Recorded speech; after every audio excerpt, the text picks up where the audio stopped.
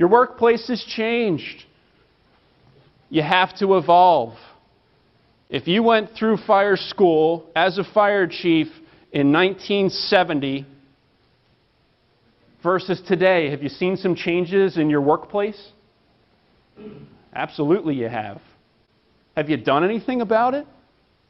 Have you at least had the conversation? Have you at least looked at your tactics versus the timeline? We threw this equation together. This is the only equation you're going to see today. I'm going to trick you by putting pictures in it. Larger homes, open spaces, evolving fuel loads, increased void spaces, changing building materials, smaller lots, new technologies. You add all those things up, and they're not all present on every fire you go to, but several of them I would probably guarantee they are. Do you understand the impact of all of them? And it's a whole other presentation for me to get into all of them, but the bottom line is they're not working in your favor. But if you understand them, you can have a much safer operation, and you won't be surprised. Every time the home builders make a change to be more energy efficient, it shouldn't be a shock to the fire service that maybe that might not have been in our best interest, but it made the house cheaper and it made it more energy efficient. You're not going to win the battle of let's make the house more expensive for fire safety. So in many of these cases, we can try and go at it in the code arena, which we've got some great people that are dedicating their lives to trying to work for us, like Sean DeCrane and the folks at the IAFF that are involved in the code process. But we've got faster fire propagation than ever, shorter collapse times, new and unknown hazards.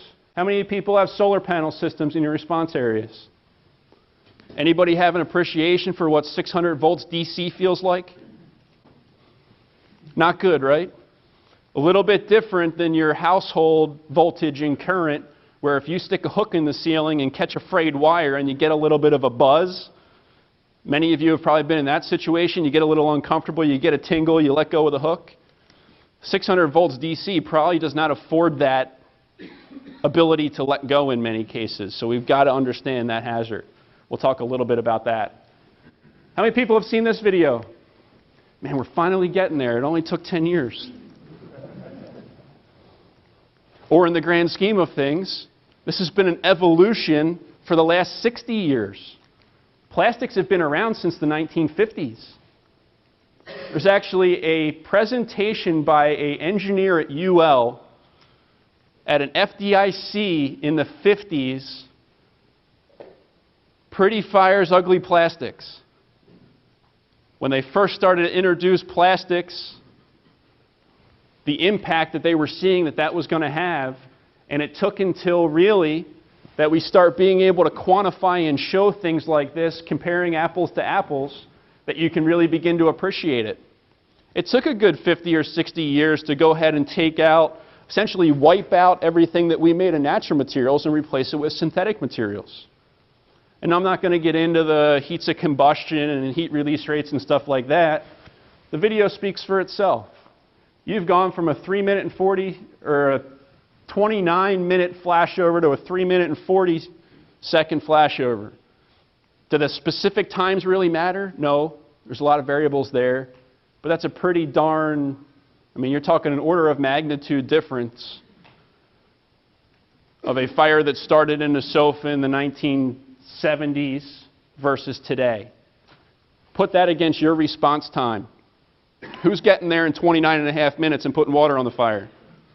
God, I'd hope so. Who's getting there in less than 3 minutes and 40 seconds and putting water on it? I don't care if the kid that started the fire texts, I started a fire, LOL, hashtag, call the fire department.